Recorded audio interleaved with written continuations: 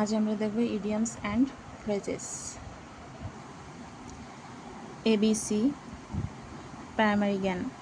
A bed of roses, comfortable position মানে সুখকর অবস্থা। A burning question, an important question. A bone of contention, matter of dispute মানে ঝগড়া বিবাদের বিষয়। A bolt from the blue, an unexpected calamity বিনা মেঘে বজ্রপাতের মতন। A bolt from the blue. A cock and bull story মানে আষাঢ়ে গল্প। A false story. A dark horse অপরিচিত কিন্তু মেধাবী ব্যক্তি।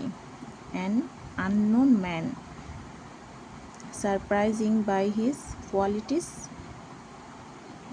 মানে স্ট্রেঞ্জ ম্যানও বলতে পারি আমরা। এ ডার্ক হর্স অপরিচিত কিন্তু মেধাবী। এ ফরগন কনক্লুশন মানে অপেক্ষিত ফলাফল। A man of letters, an educated person whose work is highly respected মানে বিদ্বান ব্যক্তি বলতে যেটা বোঝায়। Man of letters. A man of parts মানে গুণী ব্যক্তি। এক্সপার্ট ব্যক্তি। ম্যান অফ লেটার্স ছিল বিদ্বান ব্যক্তি, ম্যান অফ পার্স গুণী ব্যক্তি। এ ম্যান অফ স্ট্র দুর্বল চিত্তের লোক।